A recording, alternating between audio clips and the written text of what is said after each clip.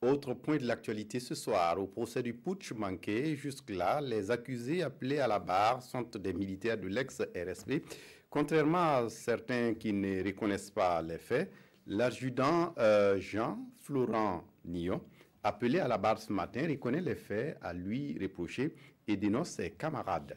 Des révélations qui touchent directement le général Gilbert Diendéré, présenté comme le cerveau du putsch. Le point avec Zoubaviel David Abiré et Konsoum Koulibaly. Salve de révélation aujourd'hui au procès du putsch manqué de septembre 2015. Appelé à la barre, l'adjudant Jean-Florent Nyon de l'ex-régiment de sécurité présidentielle reconnaît partiellement sa part de responsabilité dans cette affaire et charge ses supérieurs hiérarchiques. Selon le récit du sous-officier, tout serait parti d'une information reçue dans la matinée du 16 septembre 2015 de l'adjudant-chef-major Éloi Badiel et du sergent-chef Roger Koussoubé, selon laquelle le général Gilbert Diendéré l'invitait à prendre part à un projet de coup d'État. L'information vérifiée auprès du général, il aurait, poursuit-il, rallié les rangs de peur d'être pris possible par ses frères d'armes. Jean-Florent Nyon dit avoir été du commando chargé d'arrêter le président Michel Kafando et de séquestrer les membres du gouvernement. L'opération terminée, il aurait, selon sa version, rejoint son poste de garde sans jamais prendre part aux patrouilles ou autres services de maintien de l'ordre. Et quand le procureur lui demande pourquoi il passe aux aveux contrairement à ses prédécesseurs Mohamed Zerbo et Stanislas Pouda, l'adjudant répond, je cite, « On ne m'a pas éduqué pour mentir, je dis ce que j'ai fait », fin de citation. Une version saluée par le parquet militaire qui estime que ces révélations à la barre sont en phase avec ses déclarations lors de l'enquête préliminaire. Pour Alioune Zanré, l'adjudant Jean-Florent Nyon fait preuve de noblesse et de dignité malgré les charges de meurtre, d'atteinte à la sûreté de l'État et de coups et blessures volontaires retenus contre lui.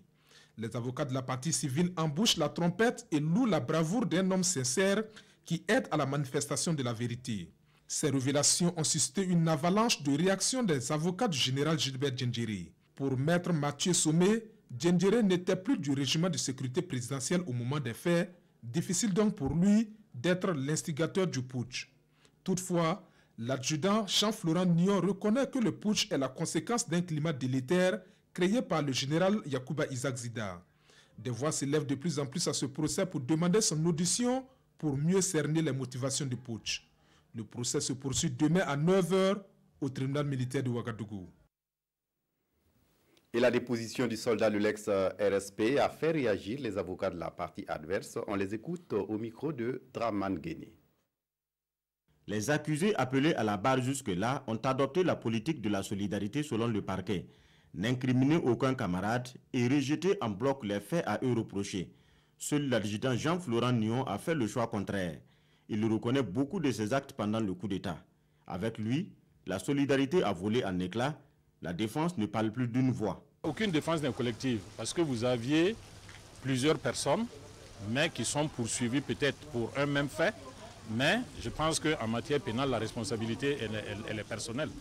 Voilà, il ne s'agit pas d'aller dans cette logique-là. Nous avons estimé que ce qui nous incombe, c'est de sortir M. Nyon de cette affaire et le reste, là, nous importe peu. Vous aurez remarqué que nous sommes déjà dans la logique de la révélation de la vérité. Parce que ce que le sergent Naon a dit depuis ce matin nous met sur la voie de quelque chose d'assez rassurant. À la suite de l'adjudant Jean-Florent Nyon, le caporal Dassami rejette en bloc les faits qui lui sont reprochés. Stupeur générale au niveau du parquet et de la partie civile, mais son avocat se défend. À l'époque des faits, pendant que les gars étaient interpellés et ils étaient considérés comme des criminels de guerre, vous imaginez un peu dans quelles circonstances ils vont être auditionnés. De toute façon, les procès-verbaux qui ont été établis là ne valent qu'à titre de simple renseignement. C'est devant la barre que tout va se dire et discuter de façon contradictoire. On voit ceux qui disent la vérité et on voit ceux qui essayent de mentir. On pourra tirer les conséquences de tous les propos que chacun pourra tenir devant la juridiction. Et à la fin, mais les conséquences définitives seront tirées par la juridiction selon les peines qui seront attribuées ou les acquittements qui pourront être prononcés. 4 accusés sur la 80aine sont déjà passés à la barre sans grande révélation.